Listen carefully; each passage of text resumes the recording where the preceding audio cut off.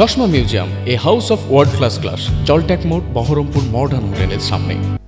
সাগরপাড়া থানার পুলিশ গ্রেপ্তার করল দেবীপুর অঞ্চল তৃণমূল কংগ্রেসের সভাপতিকে। স্থানীয় সূত্রে জানা যায়, বাবলু মণ্ডল দীর্ঘদিন ধরে জলঙ্গির প্রাক্তন বিধায়ক আব্দুল রাজ্জাকের ঘনিষ্ঠ হিসেবে পরিচিত ছিলেন। আর এই প্রভাব খাটিয়ে দিনের পর দিন আবাস যোজনার ঘর দেওয়ার নামে একাধিক জায়গা থেকে টাকা তোলার অভিযোগ রয়েছে তার বিরুদ্ধে। আর এই অভিযোগের ভিত্তিতে গতকাল রাতে সাগরপাড়া থানার ওসি মোহাম্মদ খুরশিদ আলমের নেতৃত্বে পুলিশ গ্রেপ্তার করে। আজ মঙ্গলবার বহরমপুর জেলা আদালতে পাঠানো হয় পুলিশ হেফাজতের আবেদন জানিয়ে।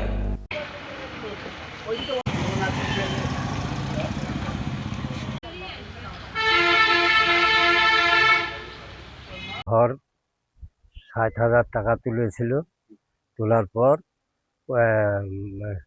২০,০০০ টাকা নিয়েছে, নিয়ে ৪০,০০০ ছেলেকে দিয়েছে।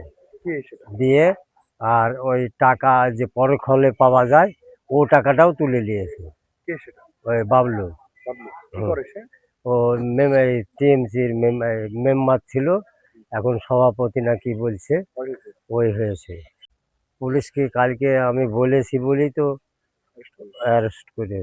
বড়বাবুকে বলবো যে স্যার, এই এই জিনিসের বিচার বিধান যেভাবে হয় গরিব মানুষের না।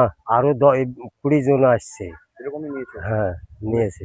হ্যাঁ, কাজে তুলাবাজি মোটামুটি ১৫-১৬ লাখ টাকা নিয়েছে। তুলাবাজি দীর্ঘদিন, আজ ১৫ বছর। ২০,০০০ নিয়েছে আমার কাছ থেকে। আপনার নাম? আমার নাম দিবাকর মন্ডল।